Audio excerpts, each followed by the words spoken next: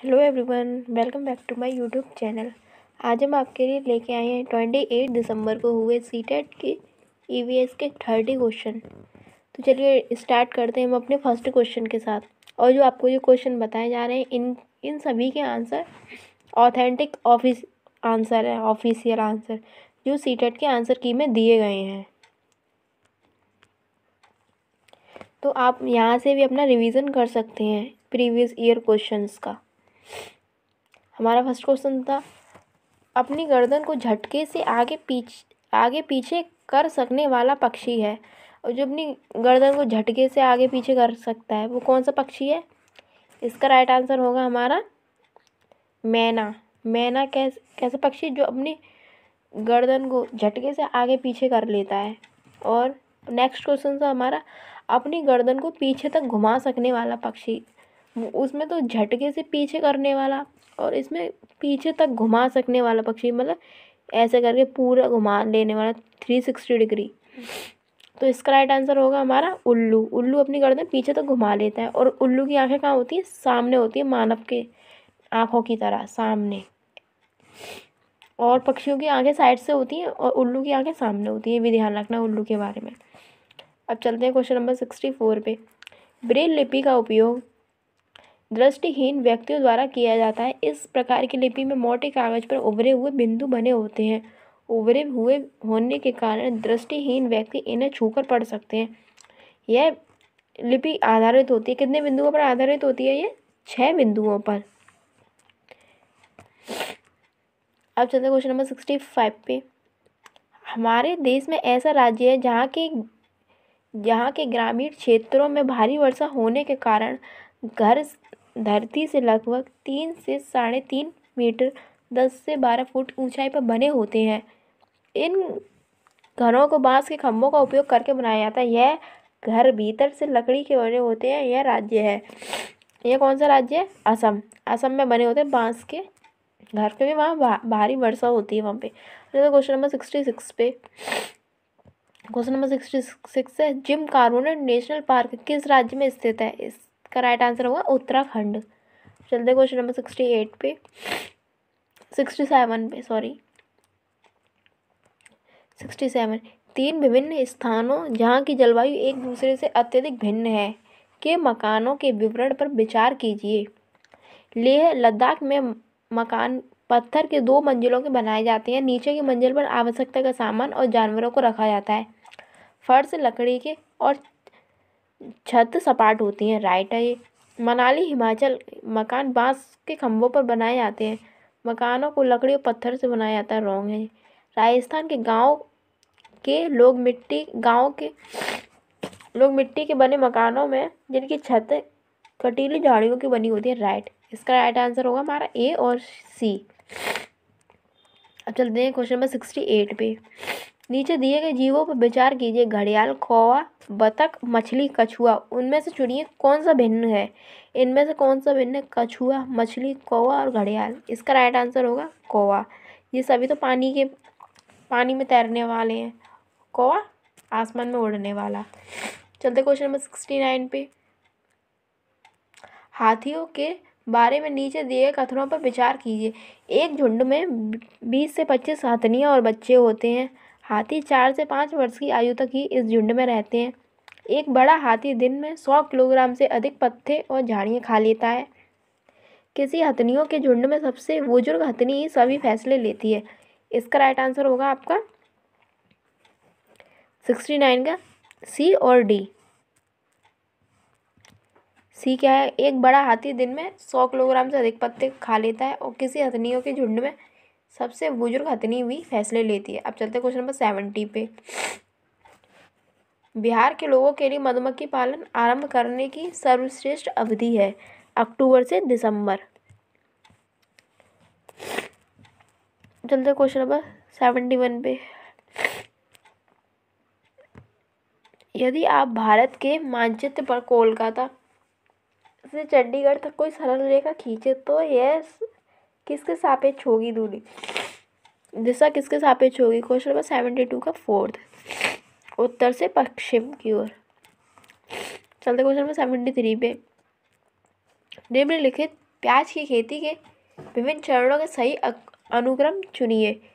इसमें फर्स्ट पे क्या आएगा, बीज बोना या खरपतवार निकालना, या प्याज के ऊपर सूखी पत्तियों काट कर अलग करना, या गुड़ाई करना, या प्याज को उखाड़ कर निकालना। इसका राइट आंसर होगा, पहले हम क्या करेंगे, पहले गुड़ाई करेंगे, फिर बीज बोना, फिर क्या होगा,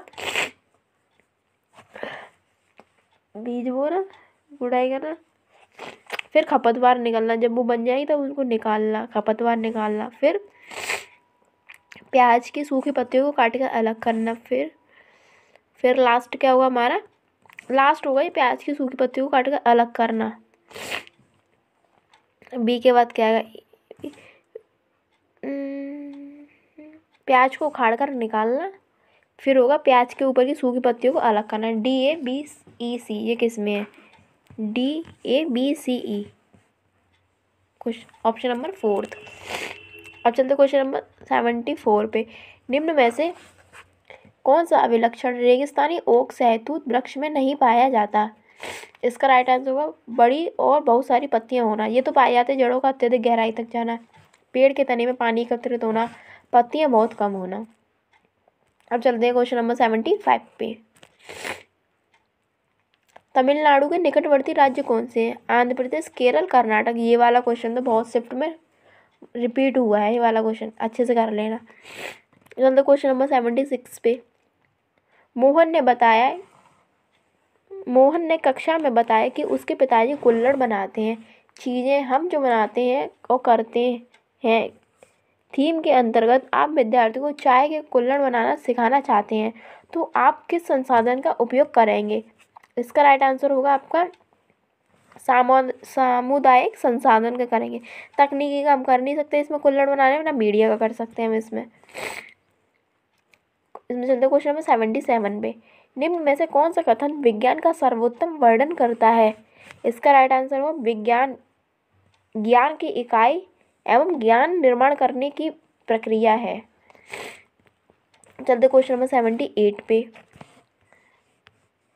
राष्ट्रीय पाठ्यचर्या रूपरेखा मतलब NCF 2005 के अनुसार निम्न में से कौन से कथन EVS सीखने का वर्णन करते हैं।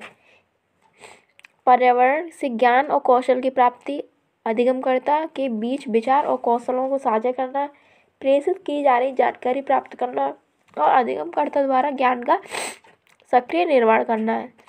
इसका राइट आंसर होगा D, A और B। D, A और B। चलते क्वेश्चन नंबर 79 पे। यदि आपको हमारी वीडियो पसंद आ रही है तो हमारी वीडियो को लाइक कीजिए और कमेंट कीजिए। अब चलते क्वेश्चन 79 पे। निम्न में से कौन सा कथन प्राथमिक स्तर पर पर्यावरण अध्ययन की सर्वोत्तम व्याख्या करते हैं। इसका राइट आंसर होगा बालक के परिवेश से संबंधित एक विषय। बहुत कोल्ड हो रहा है। Question number 80। पर्यावरण अध्ययन की कक्षा में रीता अपनी शिक्षिका से पूछती है उससे मेहमानों के लिए चाय बनाने की अपेक्षा क्यों की जाती है, जबकि उसके भाई से ऐसा करने की अपेक्षा नहीं की जाती। यह पर्यावरण अध्ययन से संबंधित मुद्दा है। इसका राइट आंसर होगा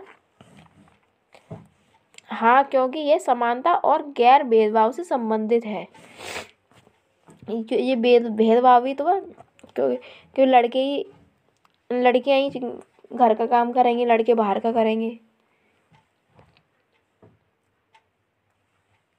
अब चलते क्वेश्चन नंबर 81 पे। जल संरक्षण पढ़ाने का सबसे उचित तरीका यह होगा कि विद्यार्थी से कहा जाए वे और उसके परिवार के सदस्य जल का उपयोग कैसे करते हैं और इसका जल बजट बनाएं, तभी बच्चे सीख पाएंगे जल का प्रयोग का सही तरीका। अब चलते क्वेश्चन नंबर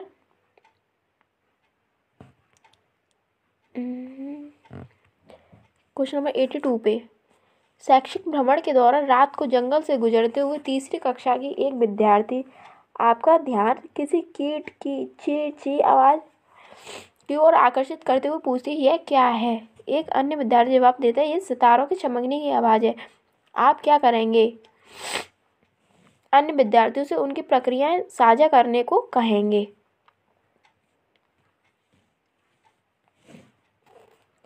चलते हैं क्वेश्चन नंबर 83 पे। पर्यावरण अध्ययन की पुस्तिका में दिए गए प्रयोग के परिणाम, इसका राइट आंसर होगा नहीं दिए जाने चाहिए, क्योंकि विद्यार्थी को स्वयं अवलोकन करके निष्कर्ष तक पहुंचना चाहिए। चलते क्वेश्चन नंबर 84 पे। 84 में आपके विद्यालय का बागवान विद्यालय के बगीचे से सूखी पत्तियां एकत्रित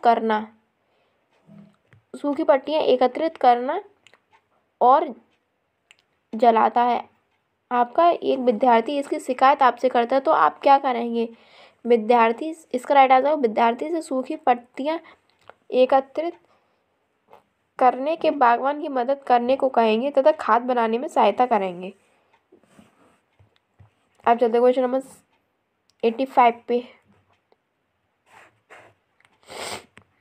निम्न में से कौन सा कोऑपरेटिव लर्निंग मतलब सहयोगात्मक अधिगम के आवश्यक तत्व है? विद्यार्थी समूह में कार्य करते हैं, विद्यार्थी समूह में साझा करते हैं, विद्यार्थी अपने समूह में सकारात्मकता के साथ प्रतियोगिता करते हैं, विद्यार्थी एक दूसरे की सहायता करते हैं। इसका राइट आंसर होगा हमारा सी और डी। कोऑपरेटिव लर्निंग के तत्व हैं सी और डी। अब चलते क्वेश्चन नंबर 86 पे। कक्षा में अध्यापिका सभी विद्यार्थियों से पूछती है कि कपड़े कैसे धोए जाते हैं। विद्यार्थी जवाब देते हैं कि वे अपनी माताओं को विभिन्न तरीके से, जैसे साबुन लगाकर, पत्थर पर कपड़े रगड़कर, धोकर, ब्रश लगाकर और वॉशिंग मशीन से कपड़े धोते हुए देखते हैं। निम्न में से कौन से कथन अध्यापिका द्वारा चर्चा करवाए जाने की सर्वोत्तम व्याख्या है? विद्यार्थियों की सामाजिक असमानता को उजागर करने के लिए, विद्यार्थियों को घर के अनुभव पर चिंतन करने के लिए प्रेरित करने हेतु, कपड़े कैसे धोए जा सकते हैं इसके विविध संदर्भों को प्रदान करने के लिए, उन्हें कपड़े धोने की प्रक्रिया सिखाने के लिए। इसमें हमारा डी ऑप्शन तो किसी में होगा ही नहीं।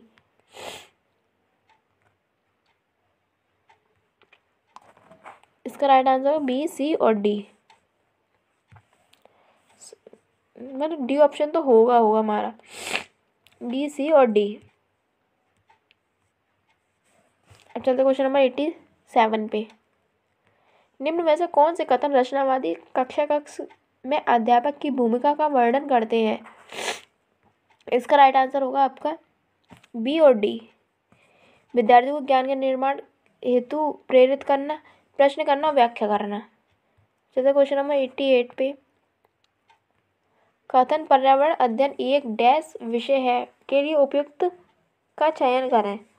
कैसा विषय है? एकीकृत। नेक्स्ट वीडियो में बताया था, पिछली वीडियो में बताया था एकीकृत है पर्यावरण विषय। चलते क्वेश्चन नंबर 89 पे। सेकंड लास्ट क्वेश्चन है। अध्यापक विभिन्न प्रकार के घोंसले पर चर्चा कर रही है। वह विद्यार्थियों से उनके द्वारा देखे गए घोंसलों के प्रकारों के बारे में पूछती है। एक विद्यार्थी कहता है कि कुछ दिन पहले एक चिड़िया ने उसके घर की बालकनी पर घोंसला बनाया था, लेकिन उसकी मम्मी ने यह कहकर हटा दिया कि बालकनी टहनी है और चिड़ियों की बीट से गंदी हो रही है। अध्यापिका को क्या करना चाहिए? इसका राइट आंसर विद्यार्थी और उनके अभिभावकों के लिए कार्यशाला का आयोजन करें। उन्हें समझाना चाहिए कि चिड़ियों के घोंसले नष्ट क्यों। आज हम आपके लिए लेके आए हैं 27 दिसंबर को हुए सीटेट एग्ज़ाम में ईवीएस के 30 क्वेश्चन। तो चलिए डिस्कस करते हैं हम फर्स्ट क्वेश्चन के साथ, जो हमारे फर्स्ट क्वेश्चन आए थे। और ये जो सारे आंसर जो आपको बताए जा रहे हैं सारे ऑफिशियल आंसर हैं। हमारा फर्स्ट क्वेश्चन आया था कि राधा के शिक्षक यह अवलोकन करते हैं कि राधा को श्यामपट्ट पढ़ने में कठिनाई हो रही है। डॉक्टर सलाह देते हैं कि राधा को ऐसे खाद्य पदार्थों की मात्रा बढ़ाने की आवश्यकता है जिनमें पोषक तत्व प्रचुर मात्रा में हो। इसका राइट आंसर हो जाएगा हमारा विटामिन ए। उसको, राधा को मतलब कम दिखाई दे रहा है उसको, तो हमें है ना ऐसे खाद्य पदार्थ खाने होंगे जिसमें विटामिन ए हो, इससे हमारी आंखों की रोशनी बढ़े। अब चलते हैं हम क्वेश्चन नंबर सेकंड पे। क्वेश्चन नंबर सेकंड आया था हमारा, कौन सा वन्यजीव संरक्षण क्षेत्र हंगुल मृग के संरक्षण के लिए प्रसिद्ध है?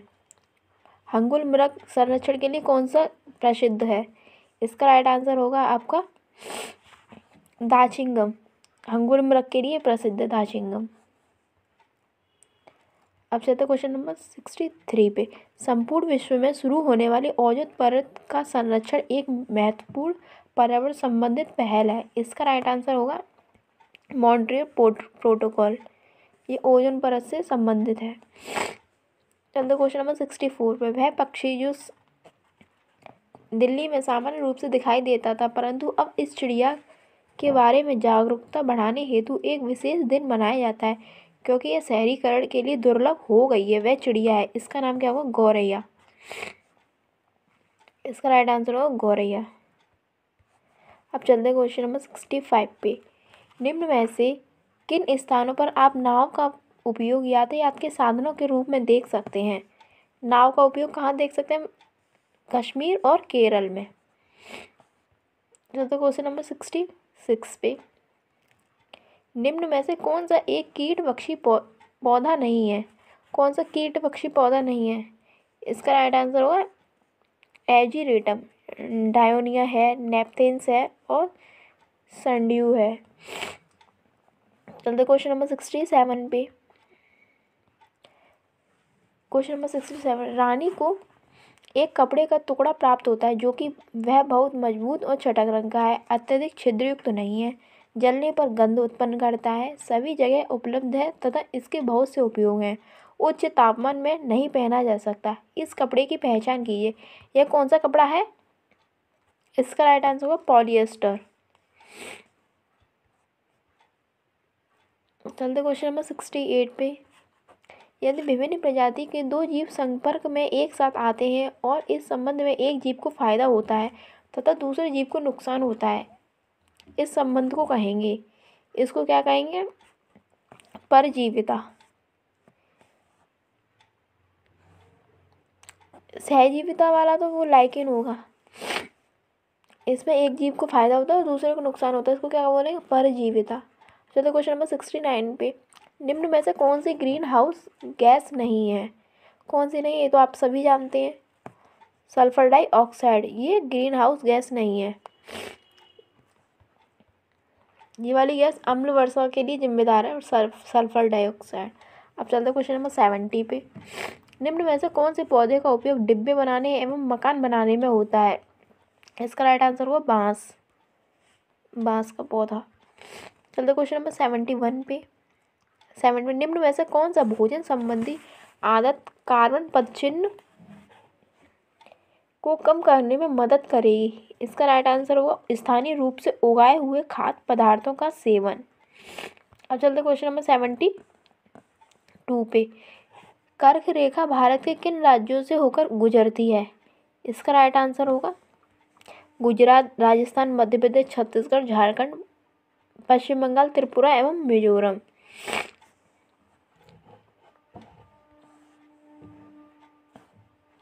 ये तो ट्रिक से याद कर लीजिए। कर्क रेखा वाला है जी, ऐसे करिए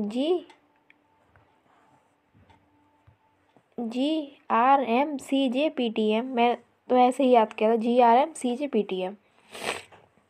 चलते क्वेश्चन नंबर 63 पे। एक शहरी परिवेश में कोई सब्जी बेचने वाला अपने उत्पाद को लंबे समय तक नहीं रख सकता और इस कारण उसे तुरंत ही उसे कम दामों पर बेचने का निर्णय कर लेता है। इसका राइट आंसर होगा सी के खराब होने वाला सामान होने के कारण संकटग्रस्त बिक्री। उसने नुकसान पे भी बेच देता है वो, तो इसको क्या बोलेंगे हम? संकटग्रस्त बिक्री। अब चलते क्वेश्चन नंबर 74 पे। निम्न में से किन पक्षियों की चोंच में छानने की प्रणाली होती है? इसका राइट आंसर गौरैया। Question number 75। उस जोड़े की पहचान कीजिए जो कीड़ों के लार्वा के उदाहरण हैं। इसका राइट आंसर होगा सूंडी एवं इल्ली।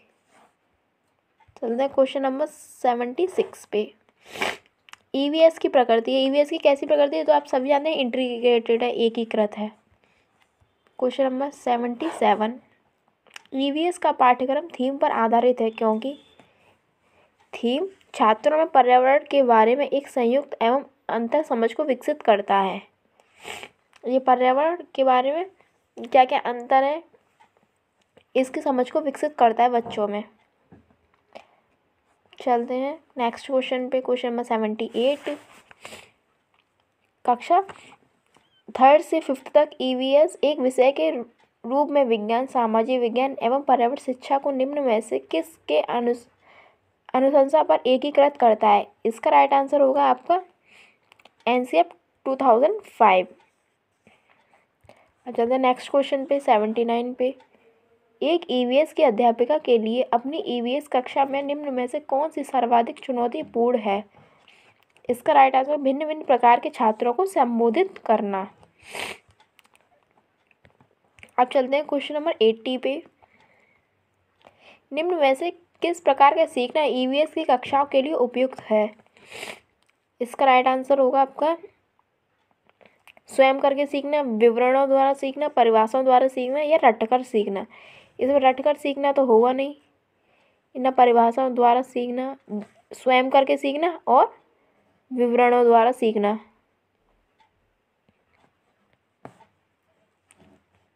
तो परिभाषाओं द्वारा भी सीखना हो सकता है, हाँ, परिभाषाओं द्वारा भी सीखना, जो छोटी मोटी परिभाषाएं होती हैं उनके द्वारा भी बच्चे सीख सकते हैं। अब चलते हैं नेक्स्ट क्वेश्चन पे, क्वेश्चन नंबर 81, ईवीएस के पाठ्यक्रम में हम चीज़ें कैसे बनाते हैं और करते हैं? ये क्या चीज़ है हमारी, कैसे बनाते हैं और करते हैं? ये हमारी क्या है? थीम। ईवीएस की जो थीम दी है, थीम और उप थीम है, इसके लिए मैं एक शॉर्ट वीडियो बना दूँगी, वो आप देख लेना क्या क्या थीम है और कौन कौन सी उप थीम है। हम चीज़ें कैसे बनाते हैं तो थीम है हमारी, फिर इनकी भी सब थीमें दी गई हैं। और यदि हमारी वीडियो पसंद आ रही हो तो हमारी वीडियो को प्लीज़ लाइक कीजिए एंड सब्सक्राइब कीजिए हमारे चैनल को। ऐसी और वीडियो पाने के लिए हमारे चैनल पर बने रहिए। और जो भी आपकी कोई क्वेरीज हो तो हमारे कमेंट सेक्शन में कमेंट कीजिए। अब चलते हैं क्वेश्चन नंबर 82 पे, पशुओं के संरक्षण के विषय पर छात्रों को संवेदित करने के लिए किसी नीति की खोज करनी चाहिए। इसका राइट आंसर होगा आपका कहानियाँ एवं विवरण या प्रयोग, हास्य चित्र पट्टियाँ या कविताएं। छात्रों को संबोधित करने के लिए किस नीति की ये नीतियाँ हैं, इनमें से दिए, इसमें से आपको राइट ऑप्शन होगा हमारा ACMD। चलते क्वेश्चन नंबर 83 पे, कक्षाओं में ईवीएस के क्रियाकलापों का संचालन करने का उद्देश्य है। इसका राइट आंसर होगा छात्रों को अन्वेषण एवं अवलोकन के अवसर प्रदान करना, छात्रों को क्रियात्मक कौशलों का विकास करना और छात्रों में सौंदर्यबोधी संवेदित विकसित करना, छात्रों को संबंधित विषय वस्तु स्मरण करने में मदद करना। इसका राइट आंसर होगा A, B और C। अच्छा, तो क्वेश्चन नंबर 84 पे, छात्रों द्वारा पूछे गए प्रश्न उनकी ईवीएस शिक्षा प्राप्ति का महत्वपूर्ण सूचक हैं क्योंकि प्रश्न छात्रों के ज्ञान के आकलन में मदद करते हैं। सही है। प्रश्न छात्रों को स्वयं अभिव्यक्ति करने का अवसर देते हैं। सही है। प्रश्न छात्रों की सीखने के प्रति जिज्ञासा का सूचक है। प्रश्न छात्रों के क्रियात्मक कौशल का मूल्यांकन करते हैं। इसका राइट आंसर होगा A, B और C।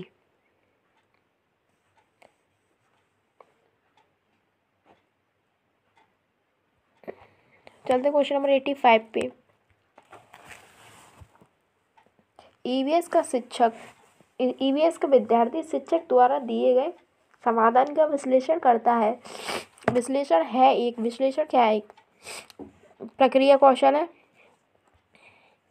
संज्ञानात्मक प्रक्रिया है या उत्पाद प्रक्रिया या मनो सामाजिक कौशल है। इसका राइट आंसर होगा A और B, प्रक्रिया कौशल और संज्ञानात्मक प्रक्रिया। अब चलते हैं क्वेश्चन नंबर 86 पे,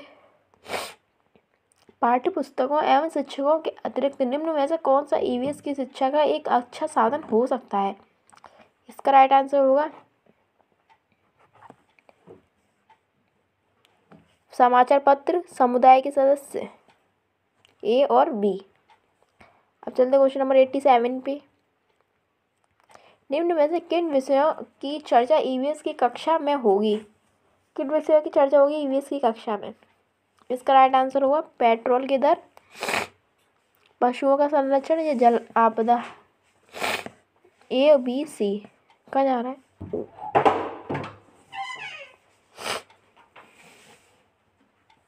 चलते हैं क्वेश्चन नंबर 88 पे।